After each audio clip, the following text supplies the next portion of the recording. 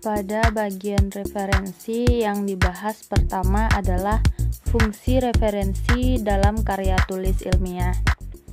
Sebelumnya kita bahas dulu pengertian dari referensi, yaitu suatu informasi yang bisa dijadikan sebagai rujukan atau sumber acuan untuk mempertegas suatu pernyataan yang disampaikan. Nah, fungsi dari referensi itu yaitu memperkuat argumentasi, menghindari plagiarisme, menghargai karya orang lain, memberikan informasi kepada para pembaca, serta untuk mendukung fakta, konsep, ide, atau untuk memberikan informasi tentang sumber data terkait ide. Selanjutnya, macam-macam dari referensi itu ada catatan kaki. Catatan pada bagian bawah halaman teks yang menyatakan sumber sesuatu kutipan pendapat atau keterangan penyusun mengenai sesuatu hal yang diuraikan dengan teks. Fungsi dari catatan kaki ini yaitu untuk menunjukkan kualitas ilmiah, menunjukkan kecermatan, menunjukkan penilaian penggunaan sumber data, memudahkan pembedaan data pustaka dan keterangan tambahan, mencegah pengulangan penulisan data pustaka. Cara penulisannya yaitu dipisahkan dari naskah halaman yang sama dengan jarak 3 spasi. Nama pengarang ditulis tanpa dibalik. Gelarnya pun juga ditulis pada penulisan catatan kaki ini. Istilah dalam catatan kaki itu ada IBIT, yaitu singkatan dari IBI dan artinya dalam halaman yang sama. Sedangkan OPCIT yaitu singkatan dari Opere Citato yang artinya dalam karangan yang telah disebut. Sedangkan LOCIT yaitu singkatan dari Loco Citato yang artinya pada tempat yang sama setelah disebut. Berikutnya yaitu kutipan. Salinan kalimat paragraf atau paragraf dari seorang pengarang atau ucapan orang terkenal karena keahliannya, baik yang terdapat dalam buku jurnal maupun terbitan lain.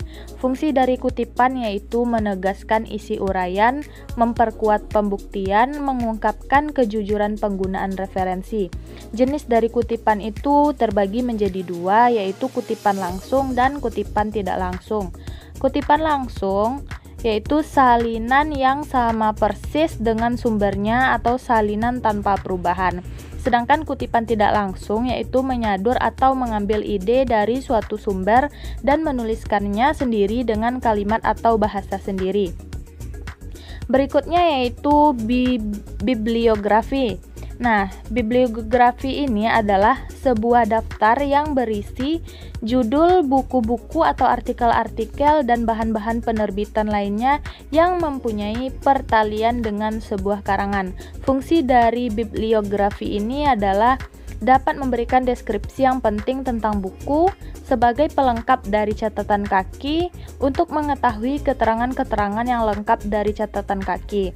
Nah, unsur-unsur dari bibliografi ini yaitu nama pengarang yang dikutip secara lengkap, judul buku termasuk judul tambahannya, data publikasi seperti penerbit, tempat terbit, tahun terbit, cetakan keberapa, nomor jilid, tebal atau jumlah halaman buku. Untuk sebuah artikel diperlukan pula judul artikel yang bersangkutan, nama majalah, jilid, nomor, dan tahun. Selanjutnya, pembahasan dari referensi yang kedua adalah aturan pengutipan. Yang pertama ada EndNote atau body note, yaitu pengertiannya biasanya disebut catatan perut, yaitu mengambil kutipan dan langsung diletakkan pada kalimat yang telah kita ambil untuk rujukan. Aturan pengutipan EndNote atau body note ini yaitu nama pengarang buku biasanya diambil nama belakangnya saja, tahun penerbitan buku, serta halaman buku yang dijadikan kutipan. Contoh Alexander, 2010.280. Sedangkan jenisnya yaitu ada kutipan langsung dan kutipan tidak langsung. Untuk footnote, pengertian dari footnote biasanya disebut catatan kaki, merupakan daftar keterangan sebuah rujukan atau sebuah kutipan yang kita ambil dari buku, internet, jurnal yang terletak di bawah kertas kaki tulisan atau di bagian footer. Nah, aturan pengutipan dari footnote ini yaitu nama pengarang lengkap dituliskan, judul buku atau judul bukunya digarisbawahi, jika menggunakan artikel bisa gunakan tanda petik 2. Tempat diterbitkannya terletak di dalam kurung setelah nama kota. Lalu penerbitnya siapa, tahun terbitnya berapa, dan halaman berapa. Nah, contohnya seperti Sri Kusuma Dewi, Artificial Intelligence, itu tuh nama judul bukunya. Terus Yogyakarta tempat terbitnya. Geraha Ilmu ini merupakan